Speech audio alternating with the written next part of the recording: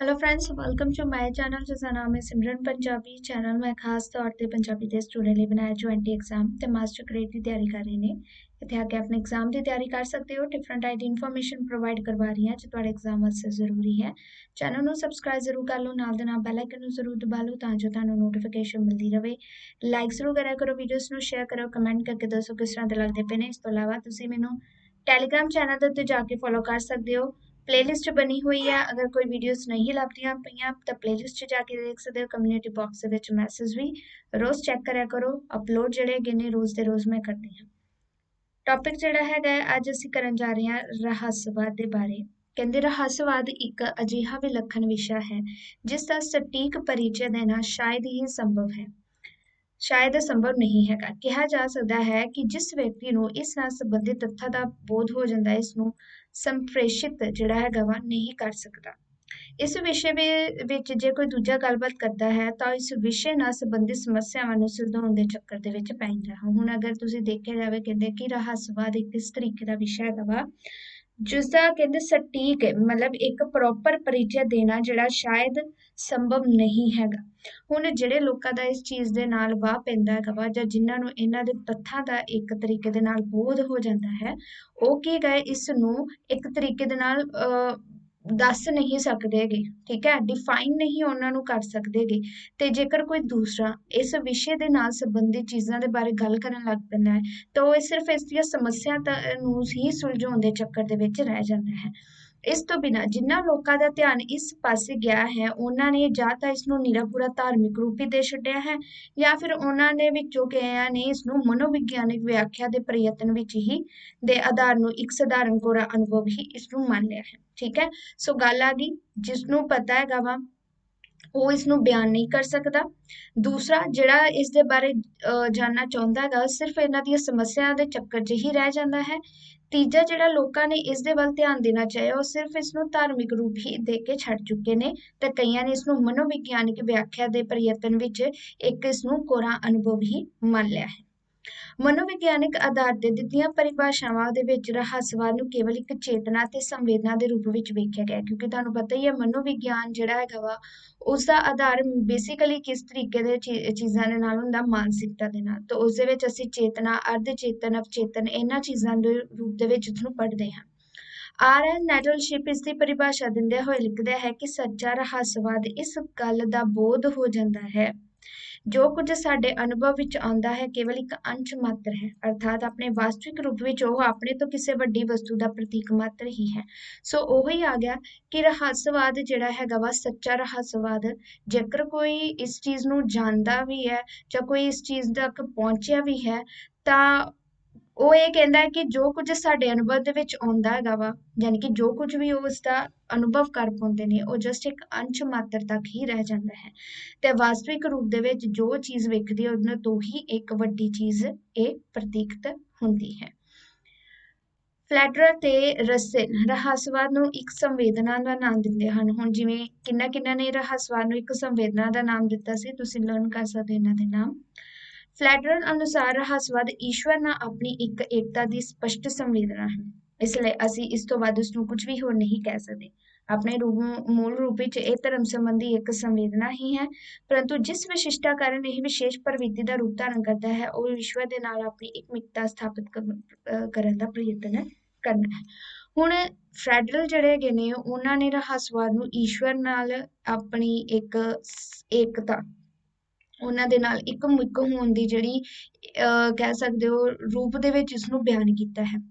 ਤੇ ਇਸ ਲਈ ਕਹਿੰਦੇ ਇਸ ਤੋਂ ਵੱਧ ਅਸੀਂ ਕੁਝ ਹੋਰ ਨਹੀਂ ਕਹਿ ਸਕਦੇ ਠੀਕ ਹੈ ਬੇਸਿਕਲੀ ਜਦੋਂ ਅਸੀਂ ਧਾਰਮਿਕ ਰਹੱਸਵਾਦ ਜਿਵੇਂ ਧਾਰਮਿਕਤਾ ਦੇ ਵਿੱਚ ਇਸ ਨੂੰ ਲੈ ਕੇ ਜਾਂਦੇ ਆ ਉਸ ਦੇ ਵਿੱਚ ਵੀ ਇਹ ਹੁੰਦਾ ਕਿ ਗੁੱਝੀਆਂ ਚੀਜ਼ਾਂ ਜਿਹੜੀਆਂ ਇਸ ਦੇ ਵਿੱਚ ਲੱਭਣੀਆਂ ਹੁੰਦੀਆਂ ਨੇ ਤੇ ਅਸੀਂ ਈਸ਼ਵਰ ਪਰਮਾਤਮਾ ਤੱਕ ਲੈ ਜਾਂਦੇ ਹਾਂ ਤੇ ਨਾਲ ਅਸੀਂ ਇਸ ਨੂੰ ਅਸੀਂ ਰਹੱਸਵਾਦ ਦੇ ਵਿੱਚ ਅਸੀਂ ਇਸ ਨੂੰ ਈਸ਼ਵਰ ਦੇ ਨਾਲ ਇੱਕਮਿਕ ਹੋਣ ਦੇ ਬਾਰੇ ਹੀ ਜੋੜ ਦਿੰਦੇ ਆ ਸੋ ਜਿੰਨਾ ਵੀ ਉਹਨਾਂ ਨੇ ਕਿਹਾ ਹੈਗਾ ਹੈ ਉਹਨਾਂ ਨੇ ਵੀ ਉਹਨਾਂ ਚੀਜ਼ਾਂ ਨੂੰ ਆਧਾਰ ਬਣਾ ਕੇ ਕਿਹਾ ਤੇ ਕਹਿੰਦੇ ਇਸ ਤੋਂ ਵੱਧ ਅਸੀਂ ਕੁਝ ਵੀ ਨਹੀਂ ਕਹਿ ਸਕਦੇ ਕਿ ਆਪਣੇ ਮੂਲ ਰੂਪ ਵਿੱਚ ਇੱਕ ਧਰਮ ਸੰਬੰਧੀ ਹੀ ਸੰਵੇਦਨਾ ਹੁੰਦੀ ਹੈ ਕਿ ਮੇਨ ਇਸ ਦੇ ਵਿੱਚ ਆਤਮਾ ਪਰਮਾਤਮਾ ਦਾ ਹੀ ਇੱਕਮਿਕਤਾ ਦੇ ਬਾਰੇ ਗੱਲ ਕੀਤੀ ਜਾਂਦੀ ਹੈ ਪਰੰਤੂ ਕਹਿੰਦੇ ਜਿਸ ਵਿਸ਼ਿਸ਼ਟਤਾ ਕਾਰਨ ਇਹ ਵਿਸ਼ੇਸ਼ ਪ੍ਰਵਿਰਤੀ ਦਾ ਰੂਪ ਧਾਰਨ ਕਰਦਾ ਹੈ ਉਹ ਕੀ ਚੀਜ਼ ਹੋ ਜਾਂਦੀ ਹੈ ਪਰਮਾਤਮਾ ਦੇ ਨਾਲ ਇੱਕਮਿਕ ਸਥਾਪਿਤ ਹੋਣ ਦਾ ਪ੍ਰਯਤਨ ਕਰਨਾ ठीक है, मतलब इत्थे शॉर्ट दे विच लिखां अगर ईश्वर दे नाल जिहड़ी हैगी आ एकता, ते फैडरल ਜਿਹੜੇ ਹੈਗੇ ਸੀ ਉਹਨਾਂ ਨੇ ਵੀ ਇਸ ਚੀਜ਼ ਨੂੰ ਹੀ ਬਿਆਨ ਕੀਤਾ ਸੀ। ਇਸ ਤਰ੍ਹਾਂ ਅਜਿਹੇ ਸਾਰੇ ਮਾਰਗਾਂ ਤੇ ਸਾਧਨਾ ਤੋਂ ਪਰੇ ਰਹਿ ਕੇ ਇਸ ਸਥਿਤੀ ਦਾ ਮੰਤਵ ਇੱਕ ਪਵਿੱਤਰ ਸੰਵੇਦਨਾ ਦੇ ਜੀਵਨ ਵਿੱਚ ਪ੍ਰਵੇਸ਼ ਕਰ ਜਾਣਾ ਹੈ। ਉਹ ਆ ਗਿਆ ਪਰਮਾਤਮਾ ਦੇ ਨਾਲ ਇੱਕਮਿਕ ਹੋ ਜਾਣਾ, ਮਤਲਬ ਉੱਚ ਅਹੁਦੇ ਦੇ ਉੱਤੇ ਅਸੀਂ ਪਹੁੰਚ ਜਾਣਾ। ਪ੍ਰਸਿੱਧ ਦਾਰਸ਼ਨਿਕ ਰਸੇਲ ਨੇ ਰਹੱਸਵਾਦੀ ਪਰਿਭਾਸ਼ਾ ਦਿੰਦਿਆਂ ਇੱਕ ਥਾਂ ਕਿਹਾ ਹੈ ਕਿ ਰਹੱਸਵਾਦ ਸੰਵੇਦਨਾ ਦੀ ਉਸ ਤੀਬਰਤਾ ਤੇ ਗੰਭੀਰਤਾ ਤੋਂ ਬਿਨਾਂ ਕੁਝ ਵੀ ਨਹੀਂ ਹੈ ਜੋ ਵਿਸ਼ਵ ਸੰਬੰਧੀ ਵਿਸ਼ਵਾਸਾਂ ਦੇ ਸੰਬੰਧ ਵਿੱਚ ਅਨੁਭਵ ਕੀਤੀ ਜਾਂਦੀ ਹੈ। ਕੁਝ ਲੇਖਕ ਜਿਹੜੇ ਹੈਗੇ ਨੇ ਰਹੱਸਵਾਦ ਦੀ ਚਰਚਾ ਕਰਦੇ ਹੋਏ ਇਸ ਨੂੰ ਕਿਸੇ ਵਿਸ਼ੇਸ਼ ਪ੍ਰਕਾਰ ਦੀ ਅਨੁਭੂਤੀ ਦਾ ਰੂਪ ਵੀ ਪ੍ਰਦਾਨ ਕਰਨਾ ਚਾਹੁੰਦੇ ਨੇ। ਹੁਣ ਇੱਥੇ ਵਿਲੀਅਮ ਜੇਮਸ ਜਿਹੜੇ ਹੈਗੇ ਸੀ ਉਹਨਾਂ ਨੇ ਉਸ ਅਨੁਭੂਤੀ ਨੂੰ ਰਹੱਸਵਾਦ ਦਾ ਨਾਮ ਦਿੱਤਾ ਹੈ ਜਿਸ ਵਿੱਚ ਅਸੀਂ ਨਾ ਕੇਵਲ ਕਿਸੇ ਨਿਰਪੇਖ ਸੱਤਾ ਦੇ ਨਾਲ ਇੱਕ ਰੂਪ ਹੋ ਜਾਂਦੇ ਹਾਂ, ਸਗੋਂ ਅਜਿਹੀ ਇੱਕ ਰੂਪਤਾ ਦਾ ਆਭਾਸ ਵੀ ਸਾਨੂੰ ਹੋ ਜਾਂਦਾ ਹੈ। ਉੱਥੇ ਵੀ ਉਹਨਾਂ ਨੇ ਉਸੇ ਤਰੀਕੇ ਦੇ ਨਾਲ ਗੱਲ ਕੀਤੀ ਹੈ, ਪਰ ਚਾਹੇ ਉਹਨਾਂ ਨੇ ਇੱਥੇ ਪਰਮਾਤਮਾ ਦਾ ਜ਼ਿਕਰ ਨਹੀਂ ਕੀਤਾ, ਪਰ ਉਹਨਾਂ ਨੇ ਵੀ ਇੱਥੇ ਇੱਕ ਨਿਰਪੇਖ ਸੱਤਾ ਦੇ ਨਾਲ ਇੱਕ ਰੂਪ ਹੋਣ ਦੇ ਬਾਰੇ ਗੱਲ ਕੀਤੀ ਹੈ। ਠੀਕ ਹੈ, ਵਿਲੀਅਮ ਜੇਮਸ ਅਨੁਸਾਰ ਅਜਿਹੀ ਅਨੁਭੂਤੀ ਦੀ ਇੱਕ ਵਿਸ਼ੇਸ਼ਤਾ ਇਸ ਦੀ ਖਿੰਡਤਾ ਅਸਥਿਰਤਾ ਦੇ ਵਿੱਚ ਵੀ ਪਾਈ ਜਾਂਦੀ ਹੈ। ਰਹੱਸਵਾਦੀ ਪਰਿਭਾਸ਼ਾ ਦਿੰਦੇ ਹੋਏ ਕੁਝ ਹੋਰ ਲੇਖਕਾਂ ਨੇ ਇਸ ਦੇ ਅਨੁਭੂਤੀ ਪੱਖ ਨੂੰ ਗੌਣਤਾ ਪ੍ਰਦਾਨ ਕਰਕੇ ਇਸ ਨੂੰ ਮਨੋਵਿਰਤੀ ਦੇ ਰੂਪ ਵਿੱਚ ਪੇਸ਼ ਕੀਤਾ ਹੈ। ਸੋ ਇੱਥੇ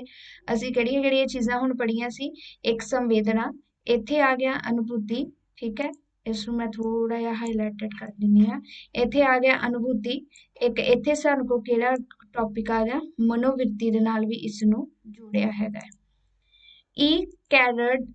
ਜਿਹੜੇ ਅਨੁਸਾਰ ਰਹੱਸਵਾਦ ਇੱਕ ਅਜਿਹੀ ਮਨੋਵਿਰਤੀ ਹੈ ਜਿਸ ਦੇ ਪੈਦਾ ਹੋਣ ਨਾਲ ਸਾਰੇ ਸੰਬੰਧ ਈਸ਼ਵਰ ਪ੍ਰਤੀ ਆਤਮਾ ਦੇ ਸੰਬੰਧਾਂ ਵਿੱਚ ਵਿਲੀਨ ਹੋ ਜਾਂਦੇ ਹਨ। ਸੋ ਉਹਨਾਂ ਨੇ ਵੀ ਇਸ ਨੂੰ ਈਸ਼ਵਰ ਦੇ ਨਾਲ ਜੋੜ ਕੇ ਰੱਖ ਦਿੱਤਾ। ਇਸ ਤੋਂ ਇਲਾਵਾ ਸਪਰਜਨ ਜਿਹੜੇ ਹੈਗੇ ਨੇ ਉਹਨਾਂ ਨੇ ਵੀ ਇਸ ਦੀ ਪਰਿਭਾਸ਼ਾ ਇਸੇ ਤਰੀਕੇ ਦੇ ਨਾਲ ਹੀ ਦਿੱਤੀ ਹੈਗੀ ਹੈ। ਇਹਦੇ ਵਿੱਚ ਨਾ ਜ਼ਿਆਦਾਤਰ ਪਰਿਭਾਸ਼ਾਵਾਂ ਕਾਫੀ ਦਿੱਤੀਆਂ ਹੋਈਆਂ ਨੇ, ਤੇ ਜੇਕਰ ਤੁਸੀਂ ਇਸ ਨੂੰ ਰੀਡ ਕਰਨਾ ਚਾਹੁੰਦੇ ਹੋ ਤਾਂ ਇਹ ਵੀ ਤੁਸੀਂ ਰੀਡ ਕਰ ਜ਼ਰੂਰ ਸਕਦੇ ਹੋ। ਰਹੱਸਵਾਦ ਸੰਬੰਧੀ ਸਰਵਮਾਨਯ ਪਰਿਭਾਸ਼ਾ ਤਿਆਰ ਕਰਨ ਦੀ ਇੱਕ ਹੋਰ ਮਹੱਤਵਪੂਰਨ ਕੋਸ਼ਿਸ਼ ਐਵਿਲਿਡ ਅੰਡਰਹਿਲ ਨੇ ਕੀਤੀ ਹੈ। ਉਹਨਾਂ ਅਨੁਸਾਰ ਰਹੱਸਵਾਦ ਉਤਕ੍ਰਿਸ਼ਟ ਸੰਪੂਰਨ ਜੀਵਨ ਦੀ ਤਲਾਸ਼ ਲਈ ਨਿਸ਼ਚਿਤ ਕੀਤੀ ਗਈ ਇੱਕ ਅਤਿਅੰਤ ਵਿਸ਼ਿਸ਼ਟ ਪ੍ਰਣਾਲੀ ਹੈ ਤੇ ਮਨੁੱਖੀ ਚੇਤਨਾ ਦੀ ਇੱਕ ਸਥਾਈ ਜਿਹੜੀ ਵਿਸ਼ੇਸ਼ਤਾ ਹੈ। ਇੱਕ ਹੋਰ ਜਿਹੜੀ ਪਰਿਭਾਸ਼ਾ ਦਿੱਤੀ ਹੈਗੀ ਹੈ ਐਲ ਬੇਅਰ ਨੇ ਜਿਹੜੇ ਹੈਗੇ ਨੇ, ਉਹਨਾਂ ਦੇ ਮੁਤਾਬਕ ਸਾਰਾ ਰਹੱਸਵਾਦ ਇਸ ਧਾਰਨਾ ਨੂੰ ਮੰਨ ਕੇ ਚੱਲਦਾ ਹੈ ਕਿ ਜਿਹੜੀ ਜੀਵਾਤਮਾ ਜਗਤ ਤੋਂ ਵਾਸਤਵਿਕ ਅਰਥਾਂ ਦੇ ਵਿੱਚ ਸੁਤੰਤਰ ਹੈ। ਇਸ ਤਰ੍ਹਾਂ ਰਹੱਸਵਾਦ ਜਗਤ ਤੋਂ ਇੱਕ ਮੁਕਤ ਅਵਸਥਾ ਦਾ ਬੋਧ, ਗੌਰਵੀਕਰਨ ਤੇ ਪ੍ਰਤੱਖੀਕਰਨ ਹੈ ਤੇ ਅਜਿਹੀ ਅਵਸਥਾ ਦੀ ਪ੍ਰਾਪਤੀ ਲਈ ਕੀਤਾ ਕੋਈ ਸੰਘਰਸ਼ ਜਾਂ ਪ੍ਰਯਤਨ ਨਹੀਂ ਹੈ। ਸੋ ਉਹਨਾਂ ਨੇ ਵੀ ਰਹੱਸਵਾਦ ਜਿਹੜਾ ਹੈਗਾ ਵਾ, ਉਹਨਾਂ ਨੇ ਇਸ ਧਾਰਨਾ ਨੂੰ ਮੰਨ ਕੇ ਚੱਲੇ ਹੈ ਕਿ ਜਿਹੜੀ ਜੀਵਾਤਮਾ ਹੈਗੀ ਹੈ ਉਹ ਕੀ ਹੈਗੀ ਹੈ, ਜਗਤ ਤੋਂ ਵਾਸਤਵਿਕ ਅਰਥਾਂ ਦੇ ਵਿੱਚ ਸੁਤੰਤਰ ਹੈਗੀ ਹੈ ਤੇ ਜਗਤ ਤੋਂ ਇੱਕ ਮੁਕਤ ਅਵਸਥਾ ਦਾ ਬੋਧ,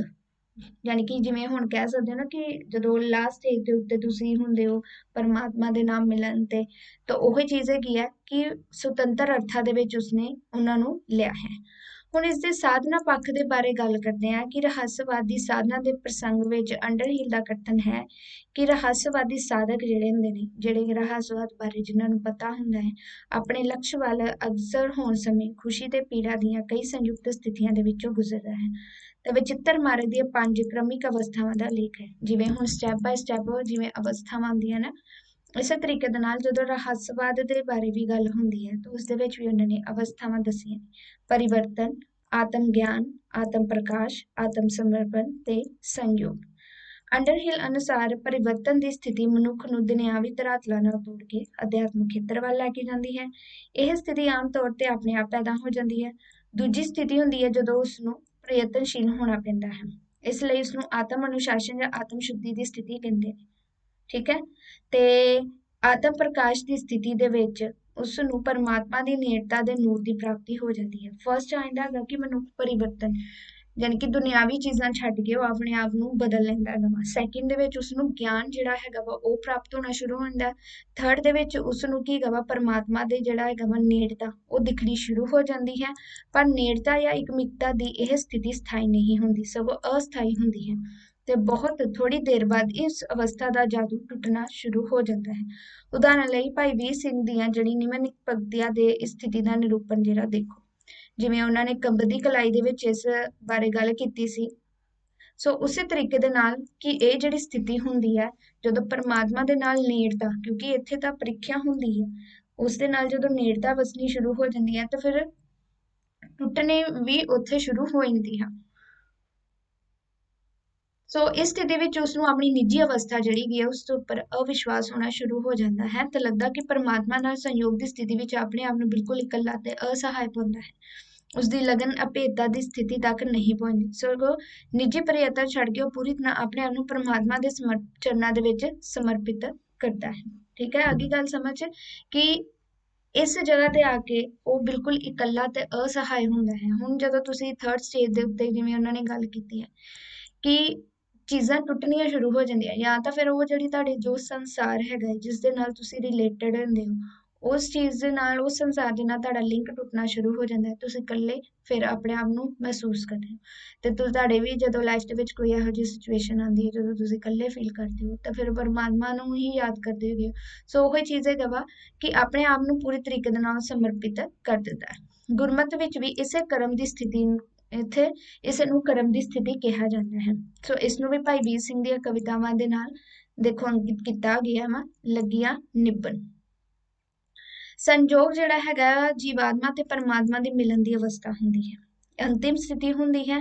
ਤੇ ਇਸ ਦੇ ਵਿੱਚ ਇੱਕ ਸੰਤੁਲਨ ਉਹਨਾਂ ਨੇ ਸਥਿਤੀ ਇਸ ਨੂੰ ਕਿਹਾ ਹੈ। ਠੀਕ ਹੈ, ਤੇ ਇਸ ਨੂੰ ਪਿਓਰਲੀ ਸਪਿਰਿਚੁਅਲ ਲਾਈਫ ਦੀ ਸੰਗਿਆ ਵੀ ਦਿੱਤੀ ਹੈ ਤੇ ਇਸ ਵਿੱਚ ਸਹਿਜ ਆਨੰਦ, ਪ੍ਰਬੁੱਧ ਅਧਿਆਤਮਕ ਸ਼ਕਤੀ ਤੇ ਨੈਚਰਲ ਵਿਸ਼ਵਾਸ ਇਕੱਠੇ ਕ੍ਰਿਆਸ਼ੀਲ ਹੁੰਦੇ ਨੇ ਤੇ ਇਸ ਨੂੰ ਵੀ ਭਾਈ ਵੀਰ ਸਿੰਘ ਦੀ ਜਿਹੜੀ ਕਵਿਤਾਵਾਂ ਦੇ ਨਾਲ ਦੱਸਿਆ ਗਿਆ ਹੈ। ਠੀਕ ਹੈ, ਸੋ ਇਹ ਹੈ ਕਿ ਅਸੀਂ ਸਾਡੇ ਕੋਲ 5 ਸਟੇजेस, ਜਿਸ ਦੇ ਵਿੱਚ ਸਭ ਤੋਂ ਪਹਿਲਾਂ ਪਰਿਵਰਤਨ ਆ ਜਾਂਦਾ ਹੈਗਾ ਵਾ, ਉਸ ਤੋਂ ਇਲਾਵਾ ਆਤਮ ਗਿਆਨ ਪ੍ਰਾਪਤ ਹੋਣਾ ਸ਼ੁਰੂ ਹੁੰਦਾ, ਆਤਮ ਪ੍ਰਕਾਸ਼ ਹੁੰਦਾ ਵਾ ਜਦੋਂ ਕਿ ਪਰਮਾਤਮਾ ਤੇ ਆਤਮਾ ਜਦੋਂ ਹੁੰਦੇ ਨੇ ਇੱਕ ਨਾਲ ਆਣੀ ਸ਼ੁਰੂ ਹੋ ਜਾਂਦੇ ਨੇ ਤੇ ਉੱਥੇ ਇੱਕ ਲਿੰਕ ਟੁੱਟਣਾ ਵੀ ਸ਼ੁਰੂ ਹੋ ਜਾਂਦਾ ਹੈ। ਫਿਰ ਲਾਸਟ ਦੇ ਉੱਤੇ ਜਦੋਂ ਆਪਣੇ ਆਪ ਨੂੰ ਇਕੱਲਾ ਸ਼ੁਰੂ ਕਰ ਦਿੰਦਾ ਫੀਲ ਹੋਣਾ ਤਾਂ ਆਪਣੇ ਆਪ ਨੂੰ ਆਤਮ ਸਮਰਪਣ ਕਰ ਦਿੰਦਾ ਹੈ ਤੇ ਲਾਸਟ ਦੇ ਉੱਤੇ ਪਰਮਾਤਮਾ ਦੇ ਨਾਲ ਉਸਦੀ ਜਿਹੜੀ ਮਿਲਣੀ ਹੋ ਜਾਂਦੀ, ਸੰਜੋਗ ਹੋ ਜਾਂਦਾ ਹੈ। ਇਸ ਤੋਂ ਇਲਾਵਾ ਰਹੱਸ ਅਨੁਭੂਤੀ ਦੀ ਅਨਿਰਵਚਨੀयता, ਰਹੱਸ ਅਨੁਭੂਤੀ ਦੀ ਅਨਿਰਵਚਨੀयता ਬਾਰੇ ਕਈ ਤਰ੍ਹਾਂ ਦੇ ਦ੍ਰਿਸ਼ਟੀਕੋਣ ਵੀ ਪੇਸ਼ ਕੀਤੇ ਆ। ਮੋਸਟ ਇੰਪੋਰਟੈਂਟ ਬੁੱਕ ਦੇ ਵਿੱਚੋਂ ਲਿਆ ਹੋਇਆ ਹੈ ਮੈਂ, ਕਿਉਂਕਿ ਰਹੱਸਵਾਦ ਵਾਲੇ ਨਾ ਬਾਕੀ ਜਗ੍ਹਾ ਦੇ ਉੱਤੇ ਨਾ ਜਸਟ ਇੱਕ ਪੈਰਿਆਂ ਦੇ ਵਿੱਚ ਹੀ ਦਈ ਜਾ ਰਹੀ ਸੀ, ਕੋਈ ਇੰਨੀ ਇਸ ਦੇ ਵਿੱਚ ਚੀਜ਼ ਨਹੀਂ ਦਿੱਤੀ ਹੈਗੀ ਸੀ, ਤਾਂ ਕਰਕੇ ਫਿਰ ਮੈਂ ਇੱਥੋਂ ਹੀ ਇਹ ਚੀਜ਼ ਪੜ੍ਹਾਇਆ ਵਾ। ਬੁੱਕ ਕਾਫੀ ਇੰਪੋਰਟੈਂਟ ਹੈਗੀ ਇਹ ਆਲੋਚਨਾ ਵਾਲੀ, ਜਿਨ੍ਹਾਂ ਦੇ ਵਿੱਚ ਇਹ ਚੀਜ਼ਾਂ ਦਿੱਤੀਆਂ ਹੋਈਆਂ ਵਾ ਉਹਨਾਂ ਦੇ ਵਿੱਚੋਂ ਪੜ੍ਹਾ ਰਹੀ ਹਾਂ ਮੈਂ। ਸੋ ਰਹੱਸ ਅਨੁਭੂਤੀ ਦੀ ਅਨਿਰਵਚਨੀयता ਬਾਰੇ ਵੀ ਕਹਿੰਦੇ ਦ੍ਰਿਸ਼ਟੀਕੋਣ ਪੇਸ਼ ਹੁੰਦੇ ਨੇ। ਇਸ ਦਾ ਇਹ ਕਾਰਨ ਦੱਸਿਆ ਹੈ ਕਿ ਜਿਸ ਵਿਅਕਤੀ ਦੁਆਰਾ ਇਸ ਸਥਿਤੀ ਨੂੰ ਪ੍ਰਗਟ ਕੀਤਾ ਜਾਂਦਾ ਹੈ ਉਸ ਨੂੰ ਅਜਿਹੇ ਅਨੁਭਵ ਦਾ ਪਹਿਲਾਂ ਕੋਈ ਗਿਆਨ ਨਹੀਂ ਹੁੰਦਾ, ਜਿਸ ਕਾਰਨ ਉਹ ਇਸ ਦੀ ਕੋਈ ਧਾਰਨਾ ਨਹੀਂ ਬਣਾ ਸਕਦਾ। ਹੁਣ ਤੁਸੀਂ ਵੀ ਜਦੋਂ ਕਿਸੇ ਚੀਜ਼ ਨੂੰ ਕਰਨ ਜਾਂਦੇ ਹੋ ਜਿਸ ਦੇ ਬਾਰੇ ਤੁਹਾਨੂੰ ਨਹੀਂ ਪਤਾ ਹੁੰਦਾ ਤਾਂ ਤੁਸੀਂ ਕੋਈ ਧਾਰਨਾ ਬਣਾ ਕੇ ਨਹੀਂ ਚੱਲ ਸਕਦੇ ਕਿ ਮੈਂ ਇਸ ਤਰ੍ਹਾਂ ਕਰਾਂਗਾ, ਇਸ ਤਰ੍ਹਾਂ ਕਰਾਂਗਾ, ਕੋਈ ਪਲਾਨ ਨਹੀਂ ਹੁੰਦਾ। ਅਜਿਹੇ ਸਾਧਕ ਦੀ ਦਸ਼ਾ ਉਸ ਅੰਨੇ ਵਿਅਕਤੀ ਦੇ ਨਾਲ ਮਿਲਦੀ ਜੁਲਦੀ ਹੈ ਜਿਸ ਨੂੰ ਕਿਸੇ ਰੰਗ ਦਾ ਪਹਿਲਾਂ ਕੋਈ ਗਿਆਨ ਨਾ ਹੋਵੇ ਤੇ ਜਿਸ ਨੂੰ ਕੋਈ ਸੁੰਦਰ ਰੰਗੀਨ ਵਸਤੂ ਦਾ ਵਰਣਨ ਕਰਕੇ ਉਸਦੀ ਵਿਸ਼ਿਸ਼ਟਤਾ ਦਾ ਪਰਿਚੈ ਦਿੱਤਾ ਜਾਵੇ। ਹੁਣ ਉਸੇ ਤਰੀਕੇ ਨਾਲ ਤੁਹਾਨੂੰ ਵੀ ਨਹੀਂ ਪਤਾ ਹੁੰਦਾ, ਤੁਹਾਨੂੰ ਜਸਟ ਇੱਕ ਦੱਸਿਆ ਜਾਂਦਾ ਤੁਸੀਂ ਇਸ ਤਰ੍ਹਾਂ ਕਰਨਾ, ਉਸ ਤਰ੍ਹਾਂ ਕਰਨਾ, ਤੁਹਾਨੂੰ ਵੀ ਕੋਈ ਇੱਕ ਪੂਰਾ ਪਤਾ ਨਹੀਂ ਹੁੰਦਾ ਤੁਸੀਂ ਕਿਸ ਜਗ੍ਹਾ ਤੇ ਕਿਹੜਾ ਕੰਮ ਕਰਨਾ। ਸੋ ਤੁਸੀਂ ਵੀ ਇੱਕ ਅੰਨੇ ਵਿਅਕਤੀ ਦੀ ਤਰ੍ਹਾਂ ਹੀ ਹੋ ਸਕਦੇ ਹੋ। ਰਹੱਸਵਾਦੀ ਸਾਧਕ ਤਾਂ ਇੱਥੋਂ ਤੱਕ ਕਹਿੰਦੇ ਨੇ ਕਿ ਉਹ ਇਸ ਅਨੁਭੂਤੀ ਨੂੰ ਖੁਦ ਆਪਣੇ ਤੱਕ ਵੀ ਸੰਪ੍ਰੇਸ਼ਿਤ ਨਹੀਂ ਕਰ ਸਕਦੇ। ਠੀਕ ਹੈ, ਮਤਲਬ ਉਹ ਇਸਨੂੰ ਫੀਲ ਹੀ ਨਹੀਂ ਕਰ ਸਕਦੇ। ਜਿਹੜੇ ਚਿੰਤਕ ਰਹੱਸ ਅਨੁਭੂਤੀ ਨੂੰ ਮਨੋਵਿਗਿਆਨ ਦੀ ਸ਼੍ਰੇਣੀ ਵਿੱਚ ਰੱਖਦੇ ਹਨ ਉਹਨਾਂ ਦਾ ਕਹਿਣਾ ਹੈ ਕਿ ਇਸ ਦੀ ਅਭਿਵਿਅਕਤੀ ਕੇਵਲ ਇਸੇ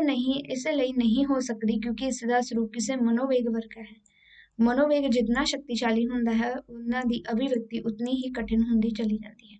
ਕਦੇ ਕਦੇ ਤਾਂ ਇਹ ਹੁੰਦਾ ਹੈ ਕਿ ਕਿਸੇ ਮਨੋਵੇਗ ਦੁਆਰਾ ਅਨੁਭੂਤ ਵਿਅਕਤੀ ਆਪਣੇ ਆਪ 'ਚ ਬਿਲਕੁਲ ਲਾਚਾਰ ਹੁੰਦਾ ਹੈ, ਜਿਵੇਂ ਕੋਈ ਤੁਹਾਡੀ ਜਿਵੇਂ ਕਹਿ ਸਕਦੇ ਹੋ ਮਨੋਵੇਗ ਇੱਕ ਤਰੀਕੇ ਦੀ ਫੀਲਿੰਗਸ ਹੀ ਕਹਿ ਸਕਦੇ ਹੋ ਤੁਸੀਂ। ਕਈ ਇਹੋ ਜਿਹੀ ਫੀਲਿੰਗਸ ਹੁੰਦੀਆਂ ਨੇ ਜਿਨ੍ਹਾਂ ਦੇ ਸਾਹਮਣੇ ਤੁਸੀਂ ਕਮਜ਼ੋਰ ਜਿਹੜੇ ਹੋ ਜਾਂਦੇ ਹੋ। ਸੋ ਇਹ ਵੀ ਰਹੱਸਵਾਦ ਜਿਹੜਾ ਹੈਗਾ ਉਸਦਾ ਮਨੋਵੇਗ ਵੀ ਇੱਕ ਤਰੀਕੇ ਦੇ ਨਾਲ ਸ਼ਕਤੀਸ਼ਾਲੀ ਹੁੰਦਾ ਜਿਸ ਦੇ ਸਾਹਮਣੇ ਤੁਸੀਂ ਇੱਕ ਤਰੀਕੇ ਦੇ ਨਾਲ ਬੇਬਸ ਤੇ ਲਾਚਾਰ ਹੁੰਦੇ ਨੇ, ਕਿਉਂਕਿ ਆਪਣੇ ਅੰਦਰਲੇ ਭਾਵ ਦੇ ਕਿਸੇ ਅੰਸ਼ ਮਾਤਰ ਨੂੰ ਵੀ ਉਹ ਪ੍ਰਗਟ ਨਹੀਂ ਕਰ ਸਕਦਾ ਹੁੰਦਾ। ਰਹੱਸ ਅਨੁਭੂਤੀ ਦੀ ਅਨਵਰਚਨੀयता ਦੇ ਕਾਰਨਾਂ ਵਿੱਚ ਇਹ ਗੱਲ ਵੀ ਕਹੀ ਜਾ ਸਕਦੀ ਹੈ कि ਇਹ ਠੀਕ ਠਾਕ ਅਭਿਵਿਅਕਤੀ ਲਈ ਕੋਈ ਉਪਯੁਕਤ ਮਾਧਿਅਮ ਹੀ ਮੌਜੂਦ ਨਹੀਂ ਹੈ, ਕਿਉਂਕਿ ਭਾਸ਼ਾ ਵਿੱਚ ਅਜਿਹੇ ਅਨੁਭਵ ਲਈ ਉਪਯੁਕਤ ਸ਼ਬਦ ਮੌਜੂਦ ਨਹੀਂ ਹੈਗੇ। ਮਤਲਬ ਇਸ ਨੂੰ ਸਪਸ਼ਟ ਕਰ ਪਾਉਣਾ, ਇਸ ਨੂੰ ਦੱਸ ਸਕਣਾ, ਇਹਦੇ ਵਿੱਚ ਸ਼ਬਦਾਂ ਦੀ ਕਮੀ ਹੈਗੀ। ਮੈਂ ਇੱਥੇ ਸ਼ਾਰਟ ਦੇ ਵਿੱਚ ਲਿਖ ਦਿੰਦੀ ਹਾਂ ਤਾਂ ਕਿ ਤੁਹਾਨੂੰ ਪਤਾ ਲੱਗ ਜਾਏ ਕਿਸ ਬਾਰੇ ਕਿਹਾ ਹੈਗਾ ਵਾ। ਇੱਥੇ ਅਸੀਂ ਕਹਿ ਸਕਦੇ ਹੋ ਵਿਦਆਊਟ ਪਲਾਨ ਚੱਲਣਾ, ਠੀਕ ਹੈ, ਤਾਂ ਪਤਾ ਲੱਗ ਜਾਏਗਾ ਤੁਹਾਨੂੰ ਇਹਦੇ ਵਿੱਚ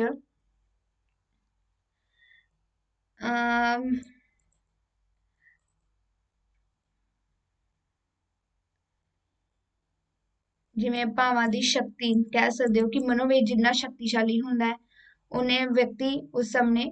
ਜਾਂ ਫਿਰ ਇੱਥੇ ਕਹਿ ਸਕਦੇ ਹੋ ਲਾਚਾਰ ਵਿਅਕਤੀ ਵੀ ਇਸ ਦੇ ਵਿੱਚ ਆ ਸਕਦਾ ਹੈਗਾ ਵਾ, ਠੀਕ ਹੈ। ਐਂਡ ਥਰਡ ਜਿਹੜਾ ਹੈਗਾ ਵਾ ਇਸ ਦੇ ਵਿੱਚ ਉਪਯੁਕਤ ਕਹਿੰਦੇ ਇਸ ਵਾਜੇ ਸ਼ਬਦ ਨਹੀਂ ਹੈਗੇ ਜਿਵੇਂ ਰਹੱਸਵਾਦ ਨੂੰ ਪ੍ਰਗਟਾਉਣ ਵਾਸਤੇ। ਇਸ ਲਈ ਅਜਿਹੀ ਸਥਿਤੀ ਵਿੱਚ ਅਨੁਭਵਕਰਤਾ ਮੂਕ ਹੀ ਰਹਿ ਜਾਂਦਾ। ਹੁਣ ਜਿਵੇਂ ਕਈ ਇਹੋ ਜਿਹੀ ਸਿਚੁਏਸ਼ਨ ਆਉਂਦੀ ਹੈ ਮੈਂ ਨਹੀਂ ਬੋਲ ਪਾਉਂਦੀ ਕਿਉਂਕਿ ਮੇਰੇ ਕੋਲ ਸ਼ਬਦ ਨਹੀਂ ਹੋਣਗੇ, ਸੋ ਉਸ ਦੇ ਵਿੱਚ ਜਗ੍ਹਾ ਮੈਂ ਮੂਕ ਹੀ ਰਹਿ ਸਕਦੀ ਹਾਂ।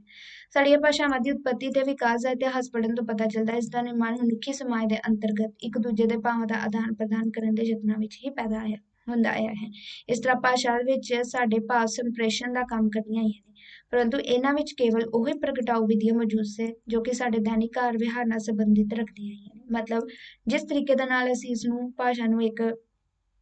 ਸਾਂਝੇ ਦੇ ਵਿੱਚ ਢਾਲਿਆ ਹੈ ਉਸੇ ਤਰੀਕੇ ਦੇ ਨਾਲ ਉਹ ਢਲੀ ਹੈ, ਤੇ ਅਸੀਂ ਆਪਣੇ ਭਾਵ ਆਪਣੇ ਵਿਚਾਰ ਇੱਕ ਦੂਜੇ ਤੱਕ ਪਹੁੰਚਾਉਣ ਵਾਸਤੇ ਹੀ ਇਸ ਦੇ ਵਿੱਚ ਸ਼ਬਦ ਰੱਖੇ ਨੇ। ਪਰੰਤੂ ਇਹ ਪ੍ਰਗਟਾਓ ਵਿਧੀਆਂ ਅਜਿਹੇ ਗਿਆਨ ਨੂੰ ਅਭਿਵਿਅਕਤ ਕਰਨ ਦੇ ਵਿੱਚ ਸਮਰੱਥ ਰਹਿ ਜਾਂਦੀਆਂ ਨੇ ਜੋ ਕਿ ਇੰਦਰੀ ਪ੍ਰਤੀਤ ਹੁੰਦੀਆਂ ਨੇ। ਕਈ ਇਹੋ ਜਿਹੀਆਂ ਚੀਜ਼ਾਂ ਹੁੰਦੀਆਂ ਨੇ ਜਿਨ੍ਹਾਂ ਨੂੰ ਦੱਸਣ ਵਾਸਤੇ ਵਰਡਸ ਚਾਹੀਦੇ ਨੇ, ਤਾਂ ਇਸ ਦੇ ਵਿੱਚ ਉਪਯੁਕਤ ਉਹ ਵਰਡ ਨਹੀਂ ਹੈਗੇ। ਤੇ ਆਪਣੇ ਸਧਾਰਨ ਅਨੁਭਵ ਵਿੱਚ ਅਸੀਂ ਸਦਾ ਆਪਣੀਆਂ ਇੰਦਰੀਆਂ ਤੋਂ ਕੰਮ ਲੈਂਦੇ ਹਾਂ ਤੇ ਉਹਨਾਂ ਦੁਆਰਾ ਪ੍ਰਾਪਤ ਸਿੱਟਿਆਂ ਨੂੰ ਕਿਸੇ ਅਜਿਹੇ ਵਿਅਕਤੀ ਦੇ ਸਾਨੂੰ ਅਭਿਵਿਅਕਤ ਕਰਦੇ ਹਾਂ ਜਿਸ ਦਾ ਅਨੁਭਵ ਸਾਡੇ ਵਰਗਾ ਹੁੰਦਾ ਹੈ। ਪਰੰਤੂ ਜਦ ਅਸੀਂ ਰਹੱਸ ਅਨੁਭੂਤੀ ਨੂੰ ਪ੍ਰਗਟ ਕਰਨ ਲਈ ਕਿਸੇ ਭਾਸ਼ਾ ਤੋਂ ਕੰਮ ਲੈਣ ਦੀ ਕੋਸ਼ਿਸ਼ ਕਰਦੇ ਹਾਂ ਤਾਂ ਸਾਡਾ ਅਸਫਲ ਰਹਿ ਜਾਣਾ ਸੁਭਾਵਿਕ ਹੈ। ਤੇ ਜਿਵੇਂ ਅਸੀਂ ਇੱਥੇ ਮੈਂ ਲਿਖ ਦਿੰਦੀ ਹਾਂ ਸ਼ਬਦਾਂ ਦੀ ਘਾਟ, ਠੀਕ ਹੈ, ਸਾਡੇ ਕੋਲ ਸ਼ਬਦ ਨਹੀਂ ਹੈਗੇ ਜੋ ਕਿ ਅਸੀਂ ਰਹੱਸਵਾਦ ਨੂੰ ਪ੍ਰਗਟਾ ਸਕੀਏ। ਵਿਲੀਅਮ ਟੀ ਸਟੇਮ ਜਿਹੜੇ ਹੈਗੇ ਨੇ ਉਹਨਾਂ ਨੇ ਵੀ ਇਸ ਦੇ ਬਾਰੇ ਇੱਕ ਹੋਰ ਤੱਥ ਸਾਨੂੰ ਸਮਝਾਉਣ ਦੀ ਕੋਸ਼ਿਸ਼ ਕੀਤੀ ਹੈ। ਉਸ ਅਨੁਸਾਰ ਰਹੱਸ ਅਨੁਭੂਤੀ ਨੂੰ ਸੰਕਲਪਾਂ 'ਚ ਨਹੀਂ ਬੰਨਿਆ ਜਾ ਸਕਦਾ ਕਿਉਂਕਿ ਸੰਕਲਪ ਦੀ ਹੋਂਦ ਉੱਥੇ ਹੀ ਸੰਭਵ ਹੁੰਦੀ ਹੈ ਜਿੱਥੇ ਵਿਚਾਰ ਜਾਂ ਦਵੰਦ ਅਨੇਕਤਾ ਹੋਵੇ। ਅਨੇਕਤਾ ਵਿੱਚ ਇੱਕੋ ਜਿਹੀਆਂ ਚੀਜ਼ਾਂ ਸ਼੍ਰੇਣੀਬੱਧ ਕਰਕੇ ਉਹਨਾਂ ਨੂੰ ਦੂਜੀਆਂ ਚੀਜ਼ਾਂ ਤੋਂ ਨਿਖੇੜ ਲਿਆ ਜਾਂਦਾ ਹੈ। ਇਸ ਤਰ੍ਹਾਂ ਸੰਕਲਪ ਤੇ ਸ਼ਬਦ ਬਣਦੇ ਹਨ, ਤੇ ਪਰ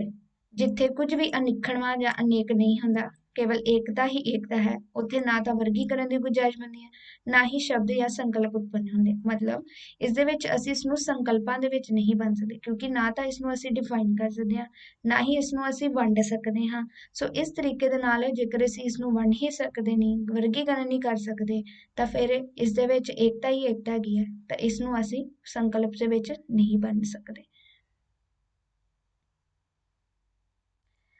ਰਹੱਸਾਤਮਕ ਸਥਿਤੀ ਦੀ ਅਭਿਵਿਅਕਤੀ ਭਾਵੇਂ ਪੂਰੇ ਰੂਪ ਵਿੱਚ ਕਦੇ ਵੀ ਨਹੀਂ ਹੋ ਸਕਦੀ ਤਾਂ ਵੀ ਸਮੇਂ-ਸਮੇਂ ਸਮਰੱਥ ਕਵੀ ਇਸ ਸਥਿਤੀ ਦਾ ਨਿਰੂਪਣ ਕਰਦੇ ਨੇ ਤੇ ਦੈਨਿਕ ਜੀਵਨ 'ਚ ਵਰਤੀ ਜਾਣ ਵਾਲੀ ਸਧਾਰਨ ਭਾਸ਼ਾ ਦੀ ਪ੍ਰਤੀਕਾਤਮਕਤਾ ਸਮਰੱਥਾ ਦਾ ਪ੍ਰਯੋਗ ਕਰਦੇ ਨੇ। ਜਿਵੇਂ ਇਸ ਨੂੰ ਰਹੱਸਵਾਦ ਨੂੰ ਬਿਆਨ ਕਰਨ ਲਈ ਪ੍ਰਤੀਕਾਂ ਦੀ ਵਰਤੋਂ ਕਰਦੇ ਨੇ। ਜਿਵੇਂ ਉਹਨਾਂ ਨੇ ਇਸ ਨੂੰ 3